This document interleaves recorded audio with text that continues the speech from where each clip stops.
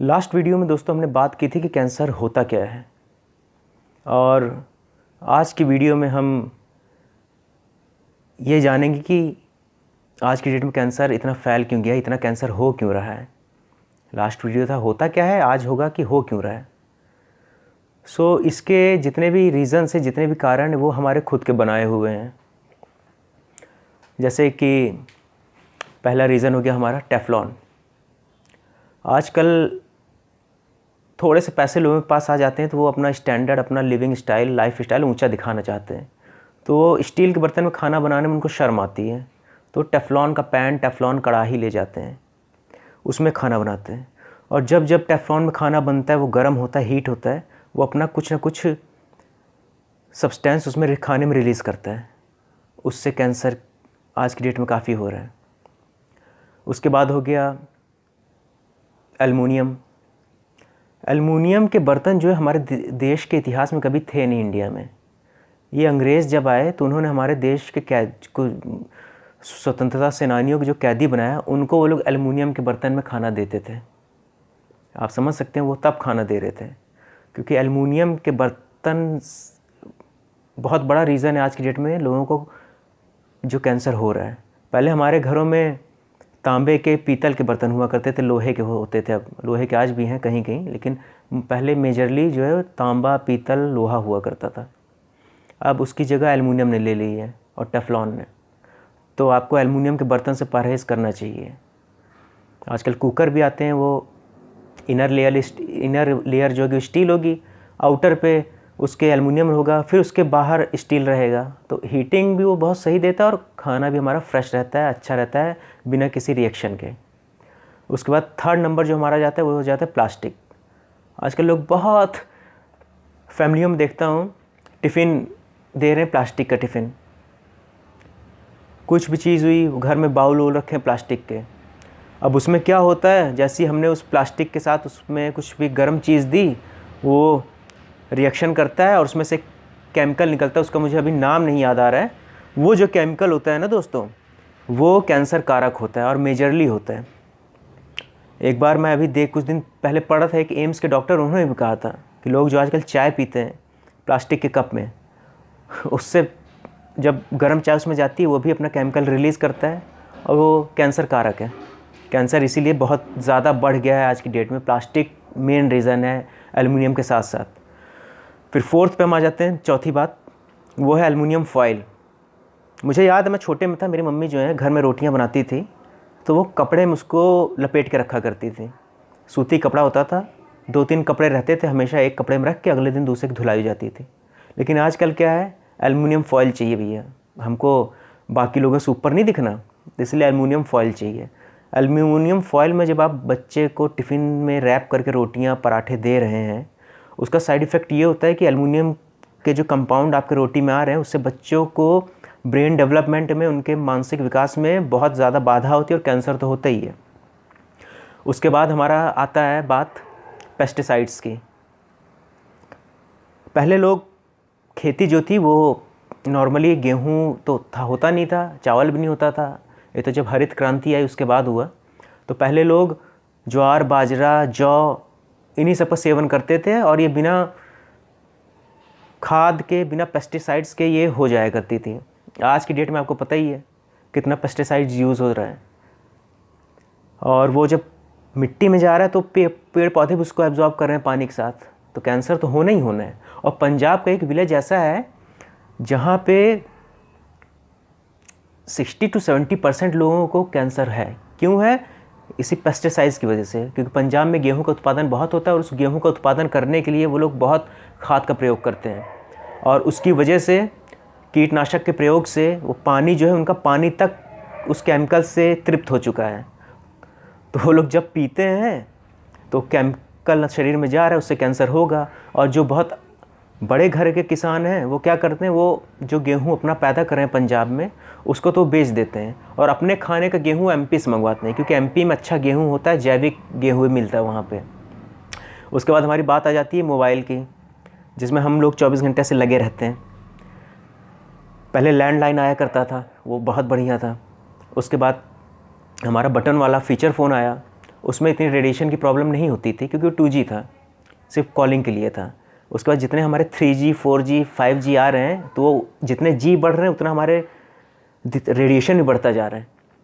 तो रेडिएशन जितना आप लोग अपने मोबाइल को अपने सर के पास रख के सोएंगे, जितना उस पर बात कान में लगा करेंगे, उतना आपके शरीर में रेडिएशन जाएगा। आपको ब्रेन ट्यूमर और बाकी चीज़ें होनी स्वाभाविक है, वो होती रहेंगी।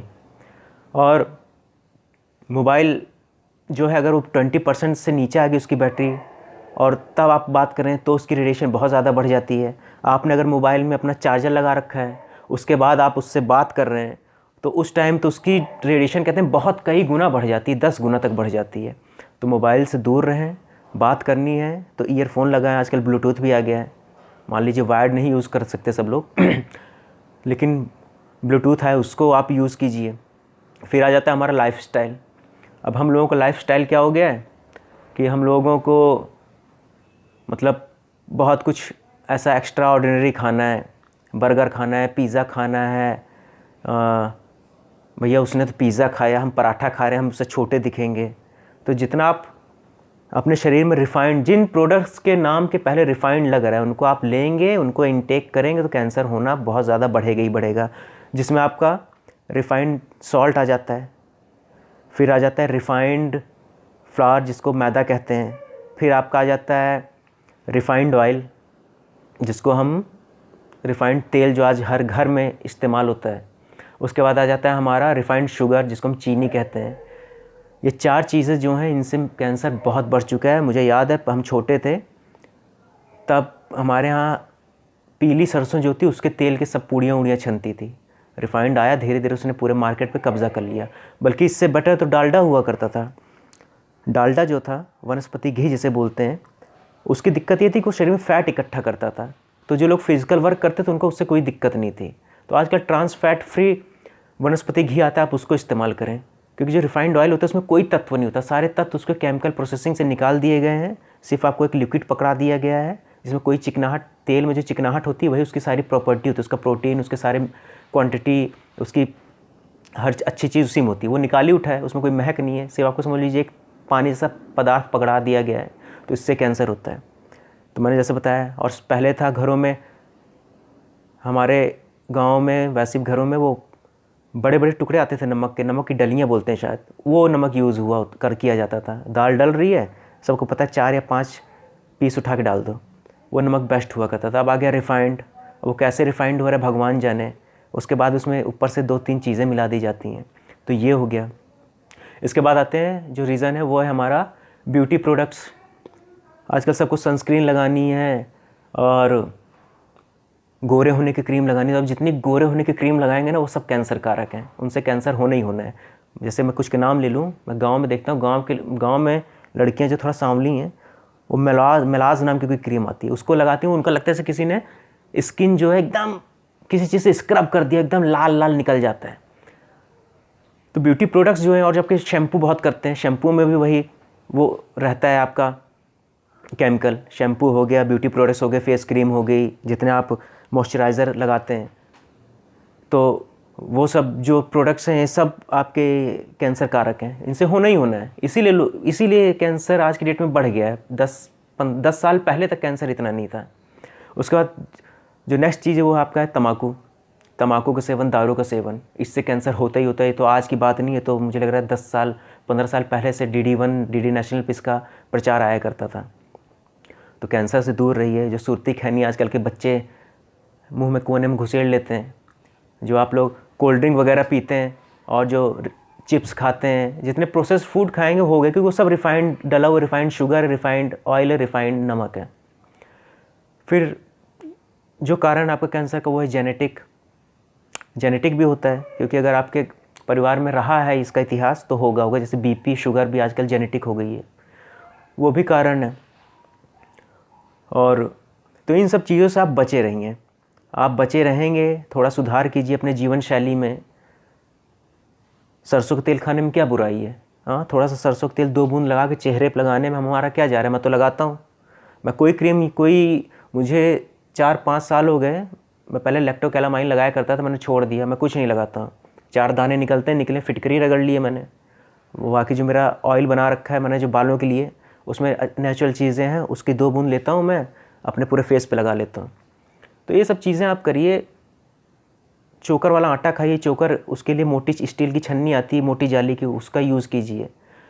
पैकेट वाला आटा आप ख़रीदते हैं एकदम च्युइंगम जैसा, भाई गेहूँ खरीद के 3 रुपये किलो पिसाई लेता है, आप पिसवा लीजिए, क्या बुराई है। तो ये सब चीज़ें अपनी जीवन शैली में आप बदलाव कीजिए तो आप बचे रहेंगे।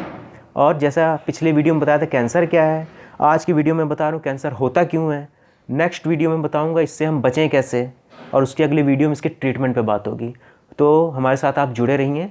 ऐसे आप जुड़े रहेंगे तो अच्छी जानकारियाँ आप तक पहुँचेंगी, लोगों तक पहुँचेंगी, और आप इस भयंकर बीमारी से बच सकते हैं। तो वीडियो शेयर कीजिए ताकि लोगों तक ये जानकारी पहुंचती रहे। सब्सक्राइब करना ना करना, लाइक करना ना करना, वो जैसे मैं हमेशा कहता हूँ आपकी मर्ज़ी है, मैं नहीं कहूँगा उसके लिए, लेकिन आप जुड़े रहें, शेयर कीजिए ताकि सबका भला हो।